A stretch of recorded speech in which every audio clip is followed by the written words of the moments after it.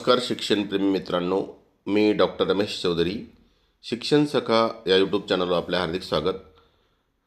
निपुण महाराष्ट्र ॲपमध्ये चाचणीबाबत महत्त्वपूर्ण अपडेट्स आहेत.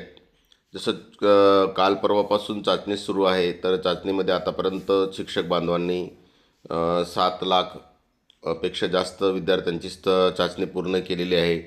ही अध्ययन स्तर चाचणी आतापर्यंत एका दिवसातील सर्वात मोठी संख्यांची नोंदणी आहे.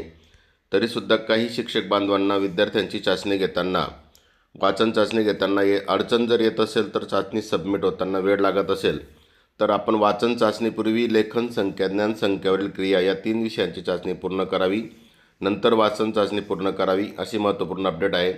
बऱ्याचदा एकाच वेळेस लाखो शिक्षक या ॲपवर नोंदणी करत आहेत विद्यार्थ्यांची, त्यामुळे बऱ्याचदा अडचणी येत आहेत. परंतु अनेक शिक्षक यात चाचणी पूर्ण करून घेत आहेत. परंतु काही शिक्षकांना अडचण येत असेल, तर त्यांनी आधी लेखनाची चाचणी, संख्याज्ञान चाचणी, संख्यावरील क्रिया या 3 महत्त्वपूर्ण घटकांची चाचणी पूर्ण करायची आहे आणि नंतर वाचन चाचणी पूर्ण करायची आहे.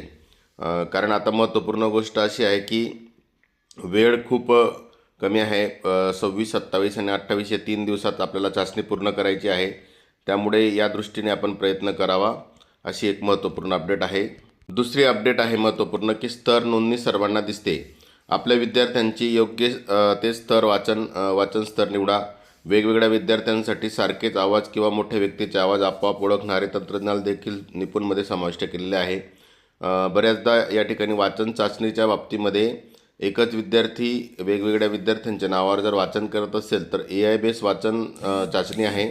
त्या दृष्टीने हे ओळखले जाऊ शकते किंवा काही मोठी व्यक्तीसुद्धा लहान मुलांचा आवाज काढून आपोआप ते ओळखलं जाऊ शकतं. म्हणून अशा प्रकारे कोणत्याही प्रकारे न करता योग्य त्या विद्यार्थ्याचं त्याचं जे वाचन स्तर असेल तोच निवडायचा आहे. मुख्याध्यापकांनी आधी अपलोड केलेला 6 पत्रानुसार तुकडीनिहाय शिक्षक जबाबदारी देखील आधी निश्चित करण्यात आलेली आहे. त्यानुसार तुकडीतील अचूक मूल्यमापनासाठी संबंधित शिक्षक आणि मुख्याध्यापक जबाबदार आहे, त्याची नोंद घ्यावी. ही खूप महत्त्वपूर्ण अपडेट आहे. कारण जेव्हा शिक्षकाने अशा प्रकारे चुकीचं मूल्यमापन केलं, तर त्याला शिक्षक आणि मुख्याध्यापक जबाबदार राहतील, असं या नोटिफिकेशनमध्ये सांगितलेलं आहे. तर सर्व शिक्षकांनी आपली चाचणीची नोंद करताना तोच विद्यार्थी त्याच्या आवाजातच वाचन चाचणी घेणं अपेक्षित आहे. तर निश्चितच या दृष्टीने सर्व शिक्षक आपापल्या विद्यार्थ्यांच्या चाचणी घेतील, यासाठी ही महत्त्वपूर्ण अपडेट आहे. कारण की शिक्षकांनासुद्धा यावर जबाबदारी देण्यात आली आणि मुख्याध्यापकांनासुद्धा जबाबदारी दिलेली आहे. म्हणून ही अपडेट आपल्या सर्वांसाठी महत्त्वाची आहे. अशा कोणत्याही प्रकारचा गैरप्रकार न करता वाचन चाचणीचा योग्य जो स्तर असेल तोच विद्यार्थ्यांचा निवडणं आणि त्याच विद्यार्थ्याची चाचणी त्याच्याच आवाजात घेणं हे अपेक्षित आहे. मोठ्या व्यक्तीने आवाज काढला तर ते सुद्धा लगेच ते AI तंत्रज्ञान ओळखून तशा प्रकारचे विद्यार्थी शिक्षक माहितीसुद्धा ती जिल्हा स्तरावर पाठवणार आहे. त्यामुळे आपण हे सर्वांनी काळजी घेणं अपेक्षित आहे. एक महत्त्वपूर्ण अपडेट आहे की प्रामाणिक आणि पारदर्शक मूल्यमापन कशासाठी. तर या अपडेट्समध्ये असं आहे की विद्यार्थ्यांच्या कौशल्याचं जर योग्य मूल्यमापन होणं गरजेचं आहे आणि यासाठी चुकीच्या मार्गाने विद्यार्थी नोंदणी जर काही स्तर पुढे नेल्याने विशेष फायदा कोणालाच काही होणार नाही.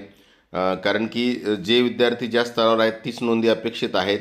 परंतु दिलेल्या निर्देशानुसार विद्यार्थी सध्या स्थितीत कोणत्या पातळीवर आहेत हे अचूक कळाल्याने या अभियानास योग्य मार्गाने पुढे मार्गक्रमण करता येईल. अविश्वासार्ह माहिती तयार झाल्याने, चुकीचे विश्लेषण उपलब्ध झाल्याने राज्य पातळीवर सर्वांचेच अमूल्य कष्ट वाया जाण्याचा धोका निर्माण होतो. विद्यार्थ्यांचे पारदर्शक व प्रामाणिक मूल्यमापन अतिशय गरजेचं आहे.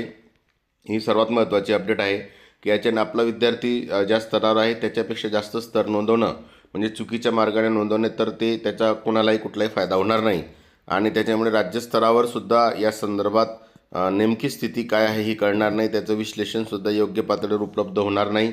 चुकीचं विश्लेषण जर उपलब्ध झालं तर त्याच्यामुळे हे अभियानाची जी पारदर्शकता आहे किंवा अभियानाचे जे महत्त्वपूर्ण उद्दिष्ट आहे ते पूर्ण होणार नाही. त्यासाठी शिक्षकांनी प्रामाणिकपणे मूल्यमापन करावे अशी आणि पारदर्शक मूल्यमापन करावं अशी अपेक्षा आहे.